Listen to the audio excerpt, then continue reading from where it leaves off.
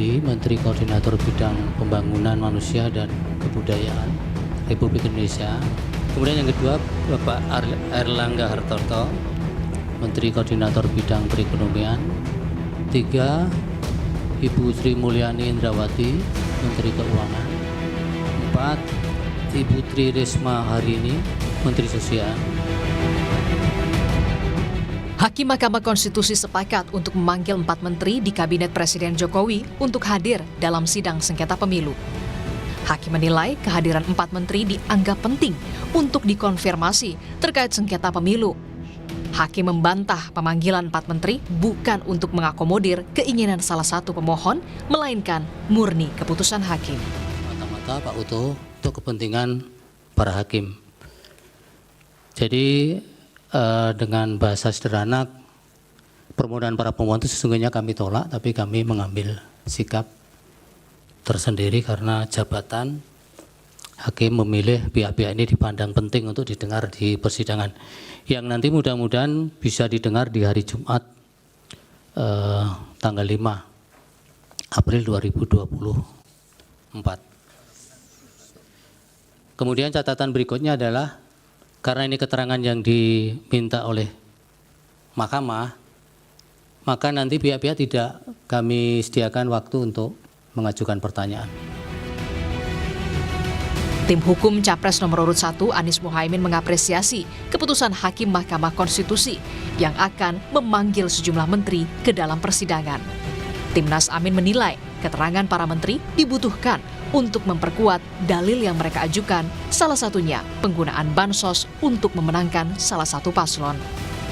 Ini luar biasa. Nanti kami yakin akan mendapatkan fakta yang disampaikan oleh DKPP bahwa ada penerimaan berkas pendaftaran pasangan calon, kemudian pembuatan berita acara yang lewat dari batas jadwal yang ditetapkan oleh KPI.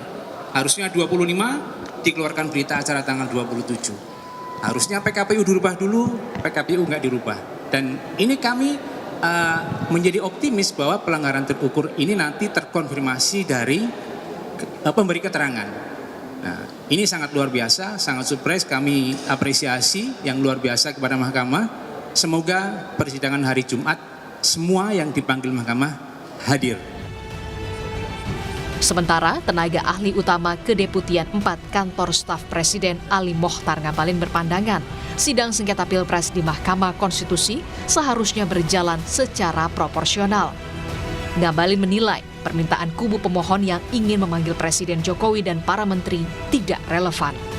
Dan hakim di sana akan sangat punya kewenangan yang begitu tinggi untuk bisa mengambil keputusan-keputusan penting itu. Di samping mari kita lihat jalannya persidangan itu secara proporsional agar bermainlah di areal itu.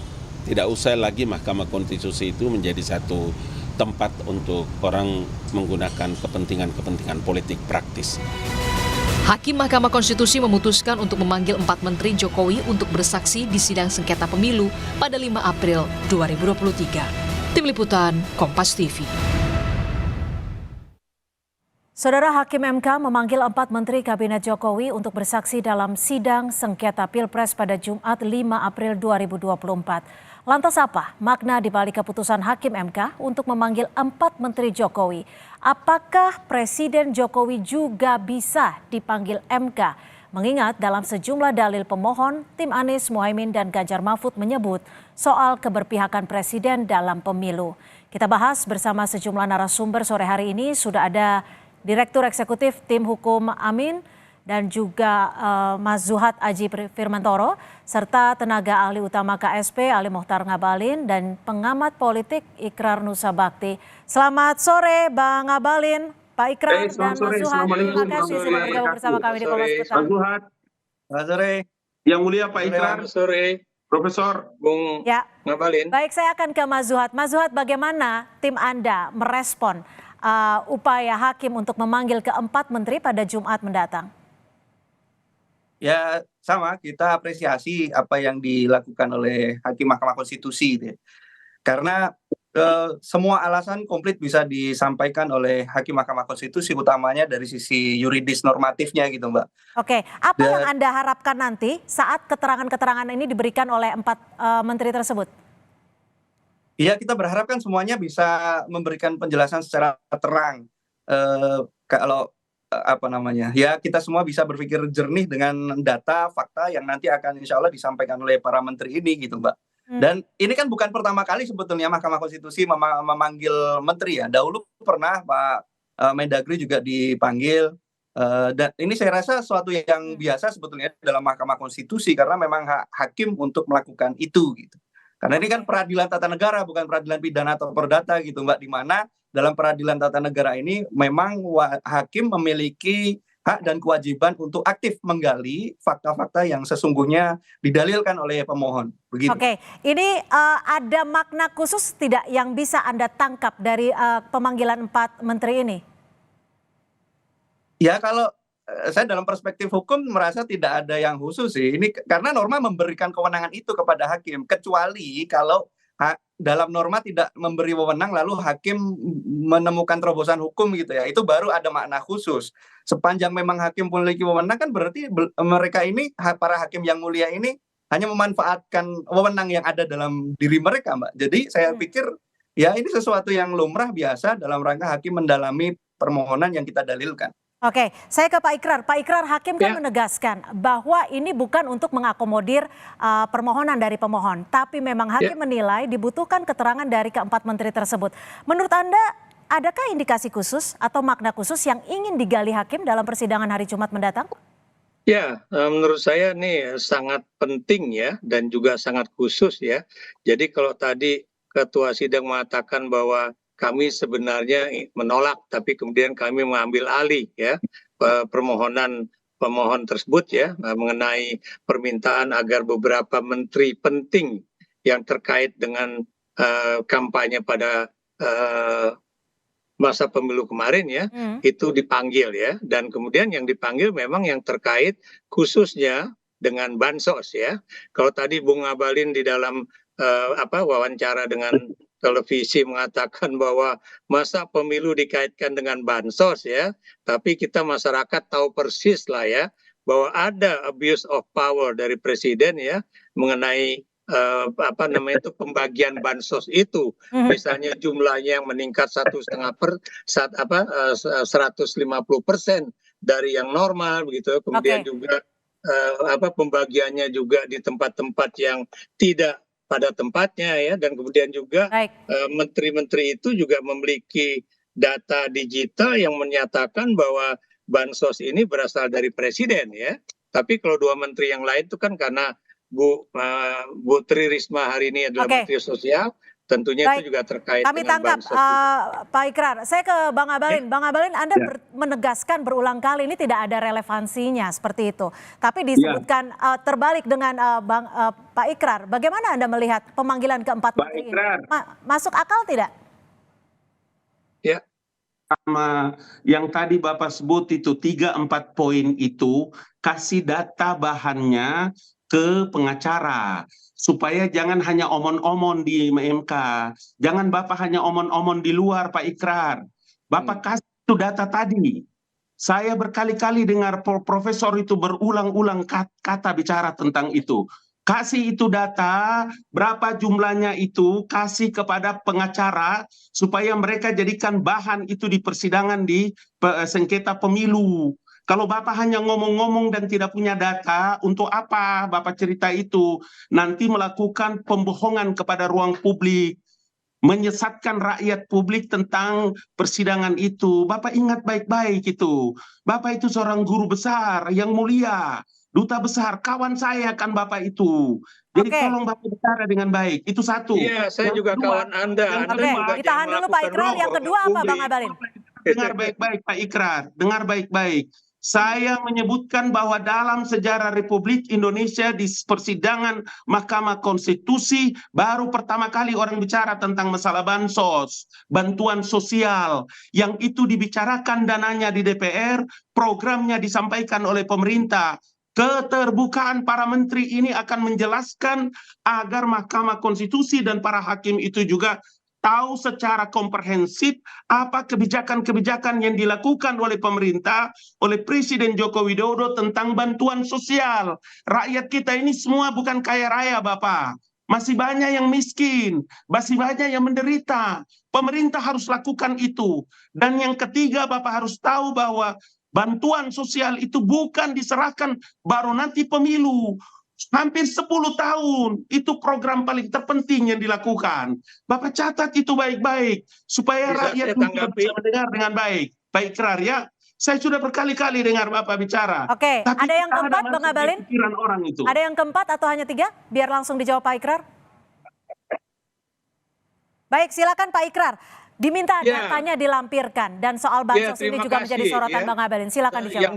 Yang jelas televisi Anda itu Kompas dan juga berbagai televisi itu memiliki suatu catatan-catatan ya. Saya beri contoh misalnya pernyataan Pak Muhadjir Effendi ya di muka banyak orang ya yang menyatakan bahwa ini sebaiknya pemilu itu 1 putaran saja. Ingat ya, jadi pemilihnya jangan salah, dan itu kenapa demikian? Karena ini juga dananya juga terbatas gitu untuk bansos juga ya. Itu Pak Muhadjir ngomong.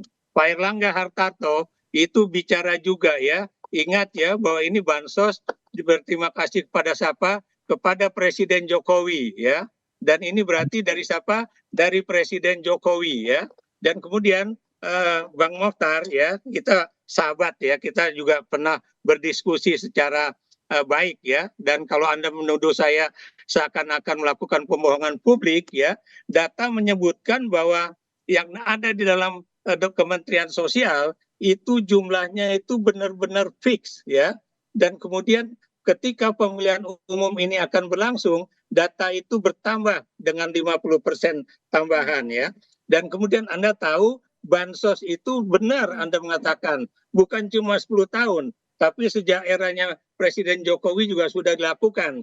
Tapi pada masa pemilu ini itu jelas-jelas tampak bagaimana Presiden, Menteri itu langsung membagikan kepada masyarakat yang belum tentu ada di dalam daftar penerima bansos. Oke, jadi data-data itulah yang memperkuat statement Anda ya. Ditahan dulu Bang Abalin, saya ke Mas Zuhad. Mas Zuhad, tadi kan Bang Abalin menyebut bahwa keterangan menteri nanti justru bisa membuka apa yang terjadi terkait soal bansos ini. Kalau dari pihak Anda justru akan membuka dari sisi mananya nih? Iya, baik. Jadi supaya tidak salah memahami, yang kita soal itu kan sebenarnya bukan sekedar bansosnya ya. Kalau bansos itu kewajiban negara. Itu program yang sangat baik untuk masyarakat kita. Kita dukung itu. Tetapi menjadi problem ketika bansos dipersonifikasi dan kemudian kita duga dipolitisasi. Nah, pada poin itulah kemudian kita memohon kepada Mahkamah Konstitusi untuk diadili, ditakar oleh Mahkamah Konstitusi. Yang begini ini adil atau tidak, kan gitu pertanyaannya. Menurut Anda itu bisa dibuka melalui keterangan 4 menteri nanti? Soal bansos dipolitisasi? Nah itu dia, saya sepakat dengan Bang Abalin tadi. Kehadiran menteri itu penting untuk menjelaskan fakta yang sebenarnya, supaya kita bisa jernih juga nih. Apakah lalu datanya benar atau tidak dan seterusnya. Tapi kalau berdasarkan keterangan ahli yang kemarin sudah disampaikan di muka persidangan, itu data-data sudah clear bahwa apa yang dilakukan, yang kita sebut sebagai politisasi bansos itu berdampak signifikan terhadap suara elektoral dari pasangan calon 02. Angkanya kemudian kemarin secara saintifik dimunculkan oleh ahli kami, sekitar 26 juta sumbangsih dari politisasi bansos terhadap suara paslon 02. Dan saya kira ini clear ya, dan kehadiran menteri besok itu menurut saya suatu yang biasa, nggak ada yang khusus dalam perspektif norma juridis. Saya nggak tahu kalau dalam perspektif politiknya Bang Ikrar dan Bang Abalin, silakan. Ini hal yang biasa untuk pemanggilan menteri menurut dari pihak pemohon ya. 3 hal pokok. Ingat ya, 3 hal pokok yang untuk menjawab Profesor Ikrar yang mulia, His Excellency. Bapak dengar baik-baik.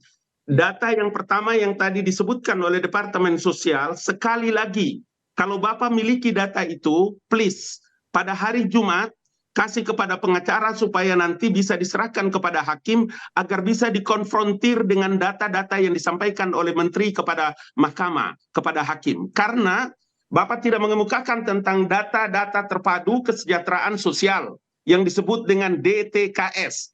Bapak tidak menyebutkan tentang data P3KE, kemiskinan ekstrim, yang tadi Bapak menyebutkan tentang ada melonjaknya data. Poin yang kedua, ingat program ini program yang dicanangkan oleh Presiden Joko Widodo sejak awal.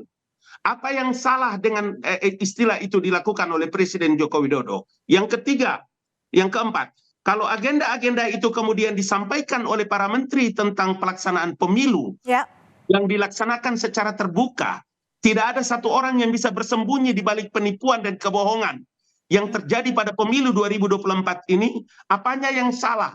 Data-data mana yang Bapak tidak sebutkan atau yang perlu untuk harus dikemukakan di Mahkamah Konstitusi? Monggo, silakan dikasih tahu agar para pengacara itu menyerahkan kepada hakim supaya hakim bisa sekali lagi mengkonfrontir. Ini terbuka sidangnya dan bisa diakses oleh siapa saja. Tidak ada yang bersembunyi, tidak ada yang main-main dalam persidangan ini. Baik, itu yang kami saya tangkap, maksudkan. Bang Abalin. Lalu dengan pemanggilan keempat menteri ini pada hari Jumat, apakah akan berujung pada pemanggilan atasan dari keempat menteri yang dalam hal ini adalah Presiden Joko Widodo? Kita akan kembali bahas usai jeda. Tetap bersama kami di Kompas Petang mendatang. Dan saya ke Mas Zuhad. Mas Zuhad, dari pemanggilan 4 menteri ini pada Jumat mendatang, menurut Anda apakah akan berujung pada pemanggilan atasan para menteri tersebut, Presiden Jokowi, karena nama Presiden Jokowi ini juga kerap kali disebut di dalam sidang?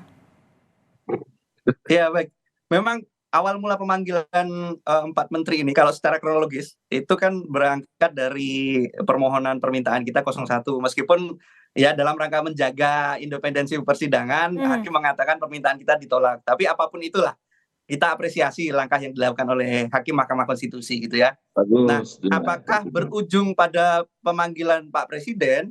Ya barangkali ketika hakim memerlukan itu bisa jadi begitu. Kami sendiri kalau dibolehkan memohon, ya kami mohonkan untuk sekaligus juga dipanggil. Kenapa demikian? Sebab memang center dalam permohonan kita itu kan ada di soal netralitas presiden sebenarnya. Mbak, sebenarnya kalau kita tidak menuduh Pak Presiden berpihak, apa yang dilakukan menteri itu tidak akan berpengaruh signifikan terhadap paslon 02 gitu ya. Tetapi kan karena menteri pasti akan takut dong untuk misalkan Pak Julhas misalkan yang di salah satu tempat pembagian bansos dia kita tuduh mempersonifikasi bansos dengan mengatakan ini dari Pak Jokowi, putranya sedang ada hajat, maka kita bersama-sama sebaiknya mendukung begitu ya. Kalau Pak Jokowi selaku presiden itu netral, pasti menteri akan berpikir ulang untuk mengatakan hal seperti itu.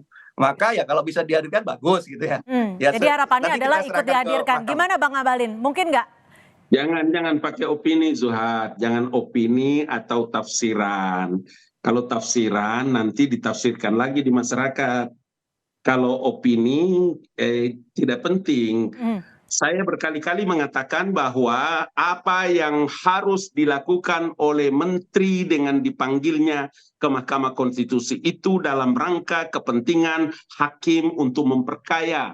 Sekaligus memang harus dijelaskan tentang kebijakan-kebijakan yang terpenting yang dilakukan oleh pemerintah kepada terkait dengan masalah bansos, sehingga hakim itu memang secara komprehensif harus bisa mendapatkan informasi terkait dengan kebijakan-kebijakan tentang program bantuan sosial itu. Tapi gini Bang Abalin, nama Presiden Jokowi kan disebut berulang kali di sidang. Makanya kita sedang ingin menguji kan Bang, ini sedang kita uji di Mahkamah Konstitusi.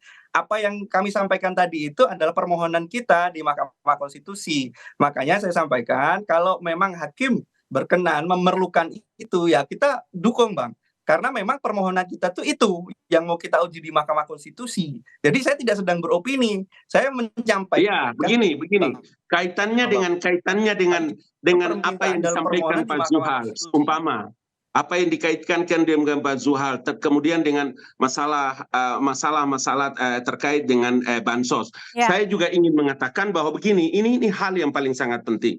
Menurut para hakim Mahkamah Konstitusi, keterangan para menteri itu menjadi sangat amat penting karena dibutuhkan dalam persidangan itu untuk kepentingan Mahkamah Konstitusi. Dan jangan lupa kehadiran menteri bukan untuk mengakomodir keinginan dari pasangan calon Anies Baswedan, Muhaimin Iskandar, Ganjar Pranowo, dan Mahfud MD. Itu yang harus dipahami benar, supaya jangan sampai rakyat salah mendengarkan apa yang kita sampaikan di ruang publik Kompas TV ini. Baik, Pak Ikrar, bagaimana perspektif Anda? Jika nanti ini sebenarnya dalam pemanggilan 4 menteri ini, ujung-ujungnya hakim mau membawa kemana sih? Ya begini ya, saya berharap bahwa Hakim MK kali ini benar-benar independen. Ya, itu satu. Bukan kali ini, dari dulu independen, Prof. Oke, ditahan dulu Bang Abalin, silakan Pak Ikrar. Keputusan terhadap Gibran itu nggak independen. Siapa bilang? Oh iya, kita boleh berdalih lah. Tapi Anda tahu jangan lah. ngawur Tuduhannya begitu, Bang Abalin. Di Mahkamah Konstitusi jangan ngawur bohongnya. Masa keputusan tentang Oke, ditahan dulu Bang Abalin. Gibran kok tidak independen di mana sih? Jangan begitu, Prof. Tidak boleh itu. Yang kita mohonkan begitu, Bang Abalin. Diputuskan oleh Kimli itu bukan suatu yang main-main. Itu benar. Terus dari mana Bapak menyebutkan bahwa keputusan Mahkamah Konstitusi tentang usia itu tidak independen? Ya iya jelas tidak hati-hati loh Pak. Buktinya itu lembaga negara loh. Keputusannya final and binding. Kenapa bisa Bapak bilang ditahan dulu Bang Abalin. Kita ujung perspektifnya sedang melihat sidang di MK yang saat ini soal sengketa Pilpres. Gimana Pak Ikrar? Nggak benar ini. Jangan jadi. Nggak benar ini. Anda menyesatkan publik loh Pak Ikrar. Itu pikirannya sesat dan menyesatkan publik. Oke, ditahan Bang Abalin, ditahan. Kita ingin dengarkan perspektif dari Pak Ikrar soal pemanggilan para menteri ini apa akan dibawa ujung kemana nih oleh para hakim? Ya, rekan-rekan yang ada di persidangan itu, saya yakin mereka sudah memiliki bukti. Teman saya itu Bambang Wijayanto sebagai pengacara itu pengacara hebat. Oke, ya, jadi ujungnya hakim mau membawa kemana nih? Mulya Rubit itu adalah juga pengacara. Bawa data, mereka punya data. Bapak tunjuk seperti data saya pegang. Saya pegang data. Bapak suruh bawa datanya ke mahkamah. Saya pegang data. Oh iya. Kasih tahu supaya mereka pakai data. Jangan Bapak omong-omong saja. Mereka ngomong data, nggak mungkin dia nggak punya data. Oke, Pak Ikrar, singkat saja Pak Ikrar. Jadi tujuannya, menurut perspektif Anda, hakim memanggil 4 menteri ini akan ujungnya akan kemana? Apa yang akan digali? Dan apakah akan berbuntut untuk pemanggilan presiden selaku atasan menteri yang juga namanya kerap kali disebut dalam sidang? Itu tergantung kepada keputusan para hakim konstitusi yang terhormat ya. Saya nggak tahu persis apa yang akan dilanjutkan. Kalau memang akhirnya mengarah kepada presiden juga harus dipanggil, menurut saya itu adalah suatu kemajuan besar di dalam persidangan di Mahkamah Konstitusi. Tapi menurut Bang Abalin tidak ada relevansinya loh. Relevan tidak relevan itu kan penilaian hakim. Pak Ikrar, Pak Ikrar, Bapak dengar, Bapak jelaskan sama saya. Apa relevansinya Mahkamah Konstitusi yang menyidangkan sengketa pemilu, tapi presiden yang dimintakan pertanggungjawaban di Mahkamah Konstitusi? Coba Bapak jelaskan sama saya. Apakah relevankah itu? Pemilu itu dilaksanakan oleh satu institusi negara independen yang diatur dalam Undang-Undang Dasar 1945. Namanya KPU. Oke, kami tangkap Bang Abalin. Oh iya, kenapa presiden Bapak minta tanggung jawab? Benar. Tapi apakah mereka melakukan itu dengan baik? Tidak. Presiden membuat pernyataan dengan latar belakang peralatan tempur TNI, apakah itu juga masuk akal? Siapkan datanya, Pak. Bapak siapkan datanya supaya jangan Bapak. Data-datanya ada, Pak Ikrar. Pak Ikrar, data-datanya ada menurut Anda. Ditahan, Bang Abalin, ditahan. Polri, TNI, Bapak jangan fitnah, Bapak pakai data, data supaya. Oke, kita dengarkan. Pak Ikrar, data-datanya ada. Anda pegang tidak? Tolong Pak. Ya, itu kalau Anda lihat TV itu ada Panglima TNI, ada jangan lagi Bapak curhat-curhat. Ditahan Bang Abalin. Alutsista TNI. Udah di mahkamah orang curhat-curhat, Bapak curhat lagi di televisi. Profesor, aduh. Saya terus terang bukan membuat suatu bualan ya, bukan omon-omon. ini kenyataan, itu data digitalnya ada. Iya, kalau Bapak bilang TNI lagi dengan Panser, kemudian nanti Bapak sebut polisi lagi, Bapak memfitnah loh itu. Bang Abalin, kalau ternyata memang datanya ada dan akan dibuka di persidangan, seperti apa Bang Abalin? Oke, Presiden membuat pernyataan apa itu deh? itu di tengah dihapit oleh Menteri Pertahanan dan juga Panglima TNI di situ. Oke, dan itu, baik. Di pangkalan TNI AU. Baik, kami tangkap. Mas Zuhad, ini jika 4 menteri dipanggil pada hari Jumat mendatang, menurut Anda ini apa sih yang akan digali MK? Selain itu menandakan apa? Apakah saat ini MK juga mempertimbangkan bukan hanya soal hasil tapi juga proses dan juga relevansinya? Benar sekali. Benar sekali, Mbak. Kalau dalam perspektif kami, pemohon 01, Pak Erlangga misalkan, itu bahkan bisa menjadi saksi fakta sebab beliau yang kami tuduh telah mempersonifikasi bansos itu. Beliau bisa menjawab di muka sidang itu dengan hadir di sana. Adapun misalkan Menteri Pak Sri Mulyani gitu. Beliau bisa menjelaskan tentang penganggaran bansos sebagaimana yang sudah dituduhkan dalam tanda kutip oleh ahli kami kemarin. Dan semuanya lah, termasuk Pak PMK, termasuk DKPP. Semua pihak yang dipanggil di dalam persidangan besok Jumat itu adalah pihak-pihak yang semuanya disebut namanya di muka persidangan, baik di dalam proses pembuktian kemarin maupun dalam proses pembacaan di dalam permohonan kami. Semuanya nama-nama itu semua ditulis dan diucapkan di muka sidang, sehingga kalau dibilang relevan atau tidak, itu semuanya insya Allah relevan, Bang. Karena semuanya disebut di muka sidang, termasuk sebetulnya Presiden itu juga kita sebut di muka persidangan itu. Nah, proses pembuktian ini manakala memang yang mulia hakim Mahkamah Konstitusi memandang perlu memanggil, maka itu akan dipanggil. Sekalipun kemarin 01 tidak memohon. Sekalipun 01 nggak memohon, kalau hakim merasa perlu berdasarkan PMK 4 pasal 41. Ya, kami tangkap karena ini bukan untuk mengakomodir permohonan dari kedua pemohon, tapi adalah kebutuhan dari persidangan. Bang Abalin, singkat saja. Iya. Oke. Saya mau bilang sama Zuhad begini. Singkat saja. Bantu Profesor Ikrar, tadi beliau menyebutkan bahwa ada data-data penerima bansos yang di luar daripada daftar atau data-datanya. Tolong kasih datanya supaya saya tadi bilang supaya berikan itu kepada hakim yang tadi saya sebutkan. Kami tangkap, Bang Abalin. Dibutuhkan data untuk ikut membuktikan apa yang menjadi statement dan juga menjadi perspektif dari para narasumber sore hari ini. Terima kasih sekali lagi Bang Abalin, Mas Zuhad dan juga Prof. Ikrar sudah bergabung bersama kami di Kompas Petang. Selamat sore. Terima kasih. Terima kasih. Assalamualaikum warahmatullahi wabarakatuh.